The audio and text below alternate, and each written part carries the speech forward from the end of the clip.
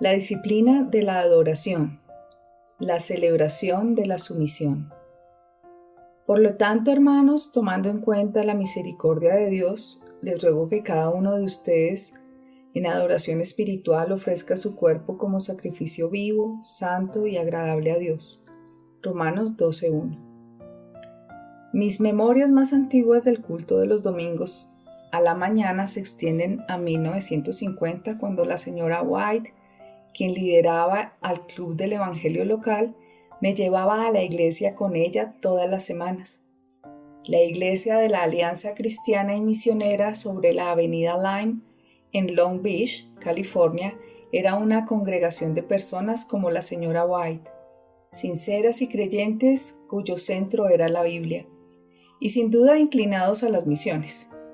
Las paredes del edificio estaban cubiertas de cajas de vidrio repletas de reliquias de misioneros de África, China, India y otras tierras lejanas.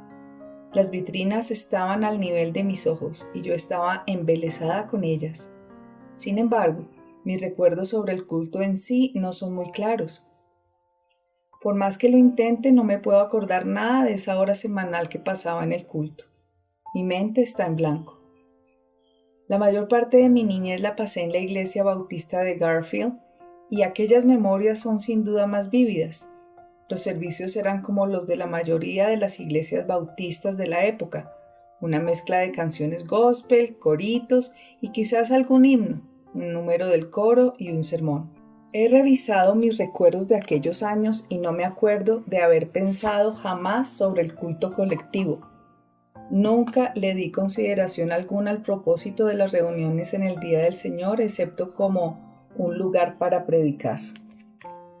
Durante las décadas del 60 y 70, increíbles cambios azotaron a las iglesias evangélicas. Se cuestionaron todos los aspectos del culto y se los sometió a dolorosas pruebas de autenticidad y relevancia. En un esfuerzo por mejorar los servicios religiosos, se dejaron de lado las canciones gospel y se las reemplazó con música tipo mantra. Los predicadores fueron reemplazados por comunicadores. En los últimos 20 años más o menos se han dejado de lado esos dos modelos anteriores para reemplazarlos con un culto colectivo que tiene un enfoque más popular y sensible a las personas que están en pos de la verdad. ¿A qué se deben todos estos cambios? ¿Es acaso una manera de hacer las cosas mejor que la otra? ¿Es la forma en que consideramos la adoración realmente algo tan importante como para que se le considere una disciplina? La respuesta a estas preguntas yace en una comprensión del culto bíblico, tanto individual como colectivo. Como mujeres del Evangelio es crucial que pensemos acerca de estos asuntos para no abandonar el corazón mismo de la adoración verdadera, más que una actividad dominical. El culto del Nuevo Testamento abarca toda la vida. La adoración no es algo que releguemos a los domingos por la mañana o a cualquier otra hora específica de la semana, no importa cuán innovadora sea su iglesia en la elección de la hora. La evidencia bíblica es irrefutable. La venida de Jesús cumplió con la promesa de las Escrituras de un nuevo pacto. Compare con Jeremías 31:34. Es muy significativo que el texto completo de esta profecía esté registrado en Hebreos 8 del 7 al 13, en el medio de una sección de Hebreos 7 al 11 que afirma que ya no hay más sacrificio, sacerdocio o templo debido a que todo se ha cumplido en Cristo. El lenguaje de adoración del Antiguo Testamento se cambia en el Nuevo Testamento de modo que el culto sea más amplio, abarcando la vida entera. Ya no existen momentos sagrados o lugares sagrados. Lo que quiero decir con esto es que no necesitamos ir al templo, el lugar santo, para adorar a Dios. Bajo el nuevo pacto, los cristianos lo deben adorar a Dios todo el tiempo. Ese es esencialmente el mensaje de este libro. Adorar a Dios por medio de la reverente sumisión de todos los aspectos de nuestra vida. El culto colectivo, lo que hacemos los domingos por la mañana, es simplemente una expresión particular de la vida de adoración continua. La mejor expresión de la visión amplia de la adoración se encuentra en Romanos 1:2. Por lo tanto, hermanos, tomando en cuenta la misericordia de Dios, les ruego que cada uno de ustedes en adoración espiritual ofrezca su cuerpo como sacrificio vivo, santo y agradable a Dios. El recordar los rituales de sacrificio de adoración del Antiguo Testamento nos ayuda a entender el significado de este versículo. Cada vez que confieso mi independencia y someto mi vida a la voluntad de Dios en un área en particular, estoy adorando a Dios, tanto como cualquier israelita sincero que ofrece un cordero en obediencia al plan de Dios. Antes de que viniera Cristo, Samuel el sacerdote proclamó la superioridad de esta clase de culto cuando le instruyó al rey Saúl que ciertamente el obedecer es mejor que los sacrificios. Primera de Samuel 15:22. ¿Pero qué pasa entonces con los domingos a la mañana? ¿Cómo debemos entender el significado del servicio de adoración? Culto del domingo a la mañana. La confusión reside en el porqué de la adoración. ¿Por qué adoramos? ¿Para Dios o para nosotros mismos? La suposición tácita, pero cada vez más común de la persona promedio que va hoy a la iglesia es que la adoración es principalmente para nosotros, para satisfacer nuestras necesidades. Aquí hay una señal que nos revela que esta clase de pensamiento es el que predomina. Después del servicio, todos preguntan, ¿qué piensas del servicio de hoy? O se escurren por la puerta lo más rápidamente posible. La pregunta verdadera debería ser, ¿qué es lo que Dios piensa de Él y de nosotros? Deberíamos preguntar, ¿qué le he brindado hoy a Dios? Es muy fácil olvidarse de que nuestra principal preocupación debería ser reunirnos con otros creyentes y quienes lo adoran deben hacerlo en espíritu y verdad. Juan 4:24. Todo en nuestro culto colectivo debería comenzar a partir de la comprensión de que nuestro Dios santo y trascendente debe ser complacido y glorificado por lo que hacemos. Esto es, después de todo, nuestro objetivo los otros 6 días de la semana. ¿Y qué ocurre con nuestras necesidades? Cuando alabamos y adoramos a Dios como la iglesia reunida, con nuestras canciones y oraciones y escuchando y sometiéndonos a la palabra de Dios, la unidad y la comunión se dan naturalmente como resultado. Son el producto derivado y la evidencia de la gracia generosa de Dios. La adoración correcta, ya sea individual o colectiva, resulta en la satisfacción de todas nuestras necesidades y una relación adecuada con Dios y con los demás. La preparación para el culto no es algo que solo los ministros deban hacer. Es importante que todas las personas que vengan a adorar se preparen. Y quiero que sepan que esto no es sencillo. El domingo a la mañana puede ser la mañana más difícil de toda la semana. Muchas parejas, especialmente aquellas con hijos pequeños, tienen más peleas los domingos por la mañana que cualquier otro día de la semana. A veces, cuando por fin llegan a la iglesia, la adoración parece un imposible.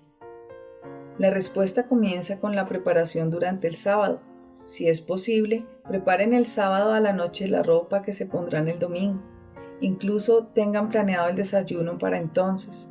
Acomoden ya la Biblia y las lecciones y todas las demás cosas que habrán de necesitar el domingo en la mañana. Pónganse de acuerdo con su esposo y niños mayores sobre la hora a los que todos se levantarán a la mañana para poder tener el tiempo suficiente para estar listos para ir a la iglesia. Luego vayan a dormir a una hora razonable. Oren acerca del día del Señor, por el servicio, la música, los pastores, las familias de ustedes y ustedes mismas. Lo ideal sería poder compartir un breve momento de oración familiar antes de dejar la casa el domingo a la mañana.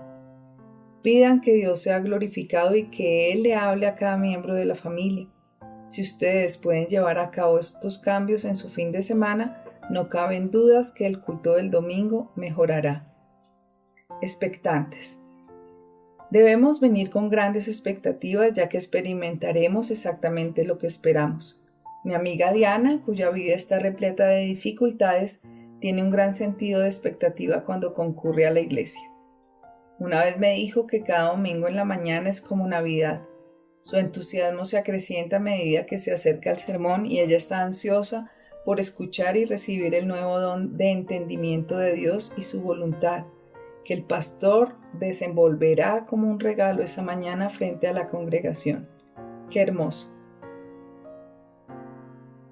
La disciplina de la adoración. Es el día del Señor. Estamos reunidas para adorar junto con el pueblo de Dios. Estamos preparadas y expectantes. Entonces ahora, ¿cómo adoramos en una forma que complazca a Dios? Centrados en Dios. El culto centrado en Dios comienza cuando nos concentramos en la asombrosa revelación de Dios. Este Dios de las Sagradas Escrituras es el Creador omnipotente, todopoderoso, que le dio existencia a todo por medio de su palabra. Este es Dios y es omnipresente, presente por doquier, sobre todas las cosas, debajo de todas las cosas, pero no es encuadrado por nada. Dios es omnisciente. Todo lo sabe, y hasta sabe cuántos cabellos hay en nuestra cabellera. Conoce nuestros pensamientos antes de que los pensemos o de que los demos a conocer. Dios es santo y habita en la luz inalcanzable de su propia gloria. Cuando nos reunimos para adorar, debemos comenzar conscientemente con una imagen enorme de Dios delante de nosotras y preguntarnos lo siguiente: ¿cómo hemos de conducir nuestras vidas cada día y darle forma a nuestras reuniones para glorificar a este Dios? Esto es de muchísima importancia para esta generación presente, porque el mantener esta visión bíblica de Dios en nuestra mente cuando adoramos nos ayudará a evitar toda idolatría. No cometamos el error de pensar que no somos culpables de idolatría simplemente porque no nos postramos delante de ídolos.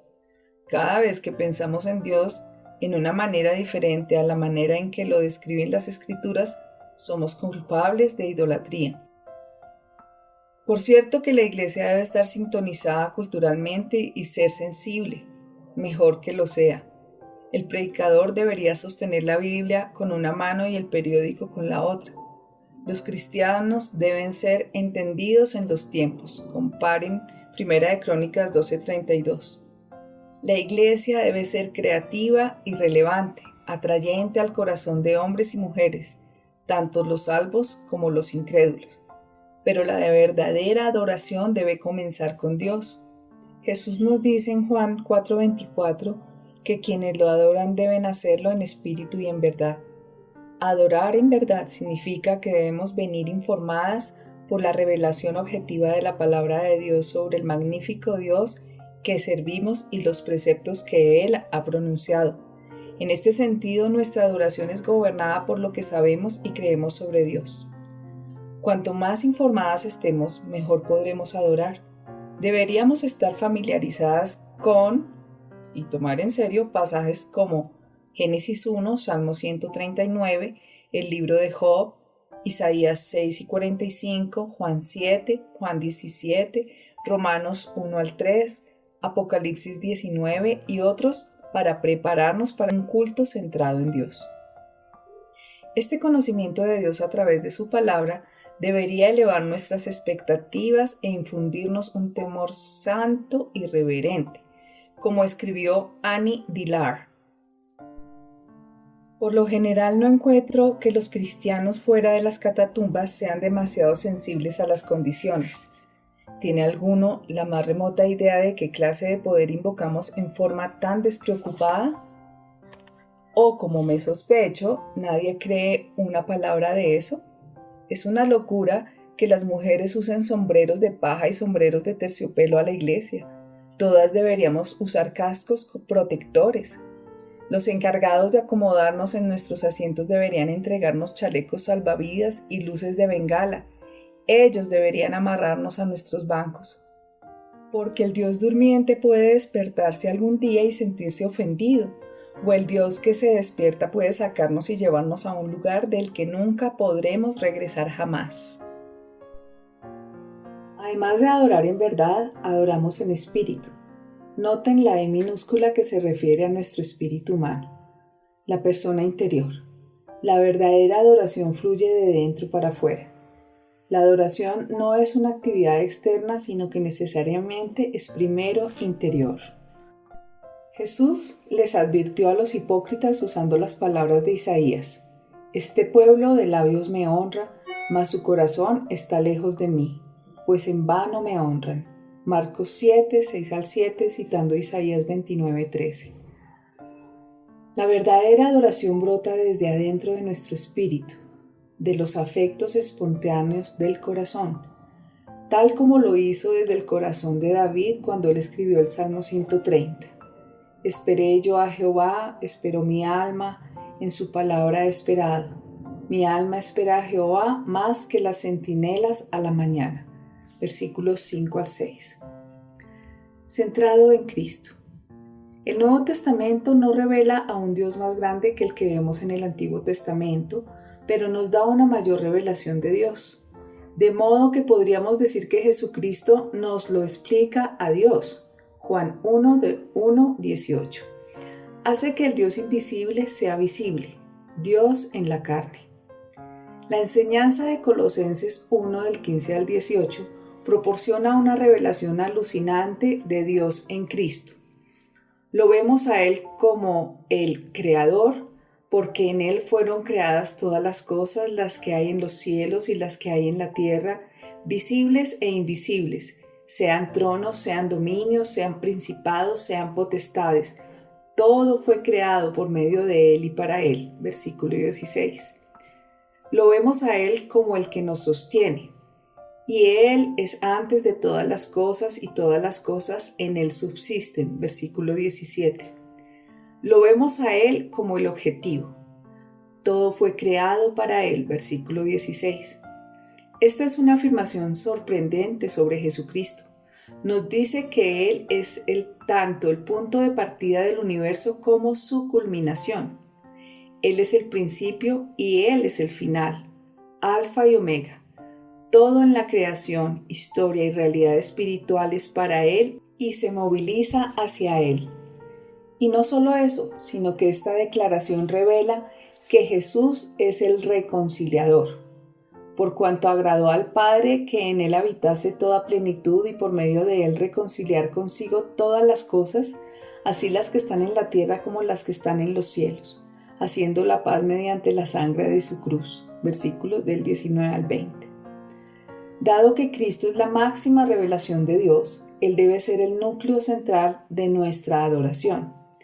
E. V. Hill, pastor de la Iglesia Bautista Misionera del Monte Sión, relata una historia sobre una mujer anciana en su iglesia a la que todos llamaban 1800, porque nadie sabía cuántos años tenía.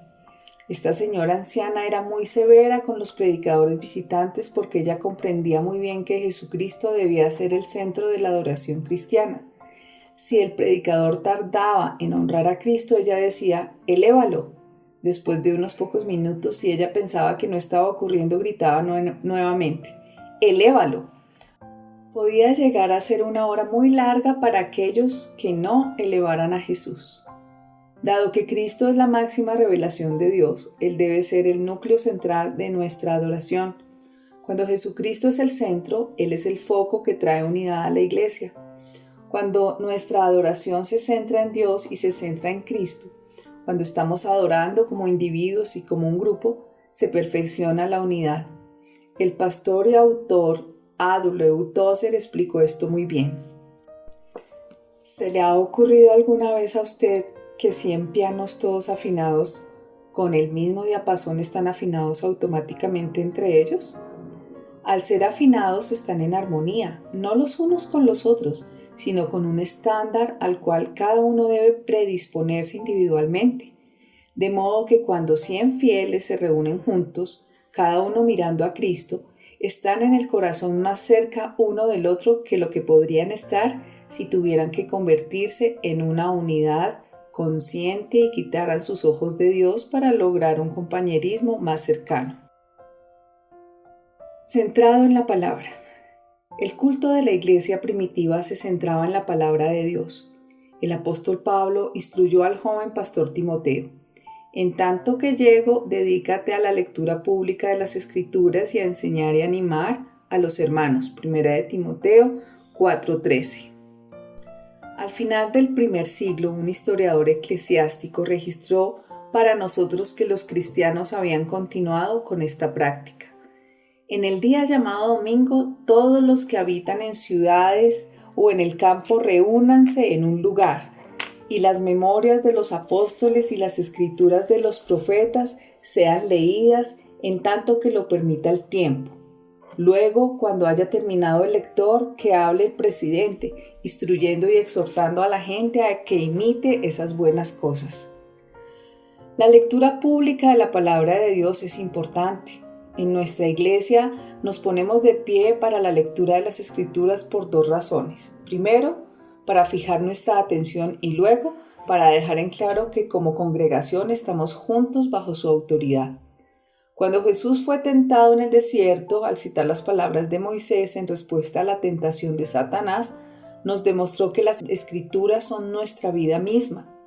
Escrito está: no solo de pan vivirá el hombre, sino de toda palabra que sale de la boca de Dios. Mateo 4:4, véase también Lucas 4:4 y Deuteronomio 8:3. Las Escrituras eran vida para Moisés y alimento para Jesús. ¿Y qué pasa con nosotras? Cuando se leen las Escrituras los domingos a la mañana, ¿creemos realmente que las palabras son esenciales para la vida misma? Piensen acerca de eso la próxima vez que se reúnan para adorar. Servicio. Recordar que lo que estamos haciendo cuando nos reunimos los domingos en la mañana para adorar es solo una extensión de lo que ha estado ocurriendo en nuestra vida durante toda la semana. Esto requiere disciplina.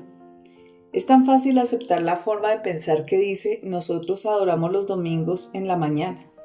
El pensar de esa manera sugiere que no adoremos durante el resto de la semana. Los domingos deberían ser como cualquier otro día de la semana, a excepción de que adoramos con toda la iglesia reunida. Pero podemos cantar himnos, leer las Escrituras y someter nuestra vida a la autoridad de la palabra de Dios todos los días. Lo que hacemos los domingos debería equiparnos para servir a Dios durante la semana. La adoración, ya sea a solas en casa, en el trabajo, en el aula de clases o en la iglesia reunida, es consagración. La adoración es servir a Dios cada día. Por lo tanto, hermanos, tomando en cuenta la misericordia de Dios, les ruego que cada uno de ustedes en adoración espiritual ofrezca su cuerpo como sacrificio vivo, santo y agradable a Dios. Romanos 12:1, énfasis de la autora. Cada mujer que se considere cristiana debe comprender que la adoración es la máxima prioridad de su vida. La adoración es lo que Dios desea de mí y de ustedes todos los días. Jesús lo aclaró bien cuando la reprendió a la muy ocupada y frenética Marta, cuando ésta criticó a su hermana que estaba sentada a los pies de Jesús. Marta, Marta, afanada y turbada estás con muchas cosas, pero solo una cosa es necesaria. Y María ha escogido la buena parte, la cual no le será quitada. Lucas 10, 41-42. María eligió la buena parte y nosotras podemos hacer lo mismo. Debemos imponer disciplina a este asunto de la adoración, porque es la voluntad de Dios para nosotras en el Evangelio. Renueven su mente. Preguntas de reflexión. Expliquen por qué es posible sentirse con deseos de adorar, pero no estar verdaderamente adorando. ¿En qué forma es vuestra obediencia un acto de adoración? Leer 1 Samuel 15:22 y Romanos 12:1. ¿Qué significa adorar a Dios en espíritu y en verdad? Leer Juan 4:21-24, 17-17. ¿Cómo pueden adorar a Cristo en todos los aspectos de vuestra vida? Leer Romanos 12:1-2. Cuando comprendemos que la adoración debe centrarse en Cristo, ya que Él es al mismo tiempo nuestro sacrificio, sacerdote y templo, ¿cómo deberíamos llevar a cabo nuestras oraciones, cantos y predicación? ¿Qué pueden hacer ustedes y sus familias para estar espiritualmente preparadas para el culto de los domingos en la mañana? Hagan una lista, compártala con su esposo y los hijos y trabajen juntos para implementar su plan.